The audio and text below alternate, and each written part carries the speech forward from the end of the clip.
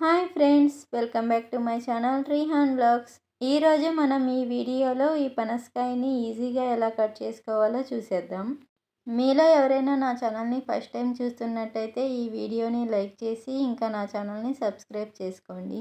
పనసకాయని కట్ చేసేటప్పుడు మనకి ఎక్కడ కట్ చేసినా ఇలా పాలులాగా కారుతూ ఉంటాయి. ఇది గనక మన స్కిన్కి అంటుకుందంటే బంకలాగా పట్టేసి ఎంత వాష్ చేసినా సరే అస్సలు పోదు.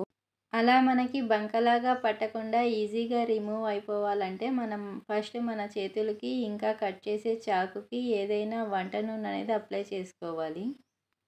ఇలా ఆయిల్ని అప్లై చేసుకోవడం వల్ల అది మన స్కిన్కి డైరెక్ట్గా టచ్ అవ్వకుండా మనకి ఈజీగా రిమూవ్ అయిపోద్ది. ఇలా మనం మన చేతికి కవర్ అనేది కట్టుకుని కట్ చేస్తే ఇంకా మనకు అసలు ఆ బంక్ అనేది చేతికి అంటుకోకుండా ఉంటుంది. ఇప్పుడు మనం ఈ పనసకాయని ఇక్కడ చూపిస్తున్న విధంగా నిలువుగా 2 సమాన భాగాలు వచ్చేలాగా కట్ చేసుకోవాలి.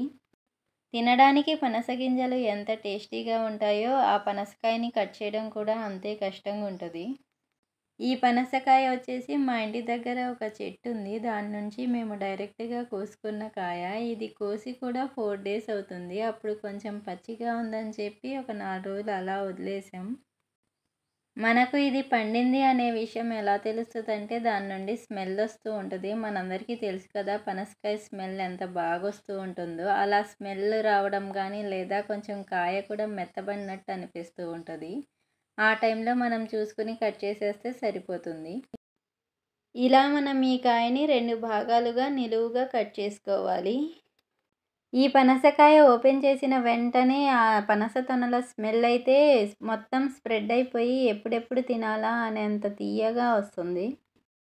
ఇప్పుడు ఈ పనస తొనల్ని మనం ఒక్కొక్కటి జాగ్రత్తగా తీసుకోవాలి. ఇక్కడ చూడండి, ఈ తొన ఎంత బాగుందో, సైజ్ కూడా పెద్దగా, ఇది చూడ్డానికి కూడా చాలా బాగుంది. ఇంకా టేస్ట్ అయితే అదిరిపోద్ది, చాలా స్వీట్గా ఉంటుంది. ఇది సీజనల్ ఫ్రూట్ కాబట్టి ఎవరైనా ఈజీగా తీసుకోవచ్చు. నార్మల్గా ఎటువంటి హెల్త్ ప్రాబ్లమ్స్ లేని వాళ్ళైతే 15 నుండి 20 తొనల దాకా తినొచ్చు. ఇంకా డయాబెటిక్స్ ఉన్న వాళ్ళు కూడా 3-4 తొనలు తింటే ఏం కాదని చెప్పి డాక్టర్సే సజెస్ట్ చేస్తున్నారు.